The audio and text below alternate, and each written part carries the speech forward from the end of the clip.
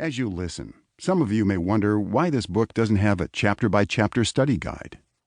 The reason is that this material has been developed as discipleship curriculum for local churches. The Instruments of Change curriculum contains 12 lessons with both Leader's Guide and student manuals available.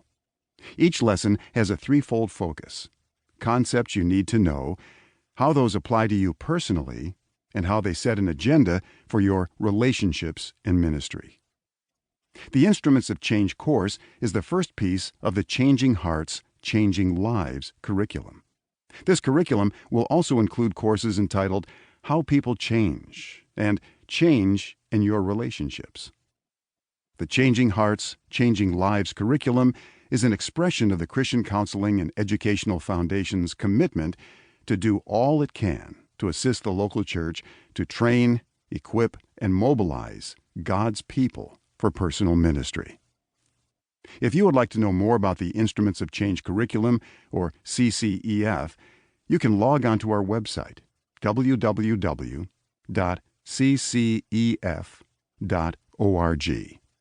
or call 215-884-7676. I must thank my family. Luella, you are my helper and greatest supporter. But more than that, you are my closest friend. I have benefited from your ministry day after day for over 30 years. Justin, Ethan, Nicole, and Darnay, thank you for being patient with a dad who is still learning how to live what he has been called to teach. To you, the listener, may God richly bless you as you take up His call to be part of the most important thing happening in the universe: redemption. Paul David Tripp. 1. The best of news. A reason to get up in the morning. What is the best news you can imagine? What is your if-only dream? Is it becoming a multimillionaire and buying the house of your dreams? Perhaps it would be the job you have always wanted.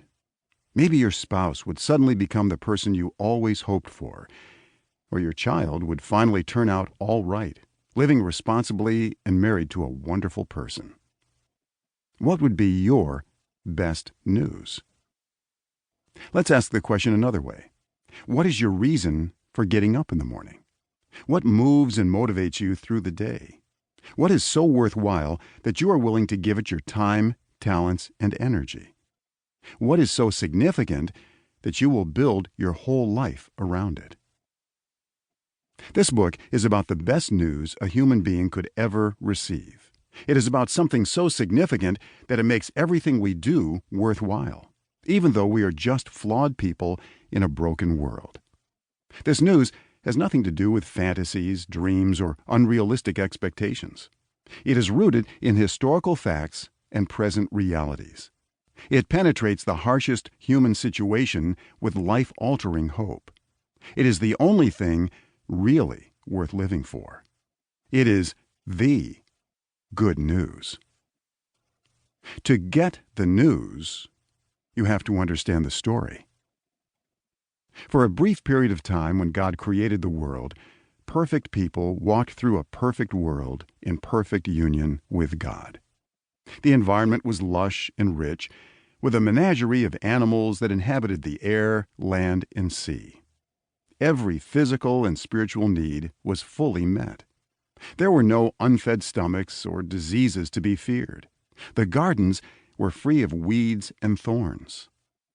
Man and woman, Adam and Eve, lived in perfect union with each other. There was no unhealthy competition, no power struggle, no vengeance or recrimination. There were no secret plots or harsh words, no fear, guilt, shame, or rebellion against authority. There was understanding, communication, and love. There was no struggle with identity, anxiety, depression, or addiction. There was no painful personal history to overcome. There was no fear of what might happen next, no mixed motives, no struggle with inordinate desire. There was no temptation to sin.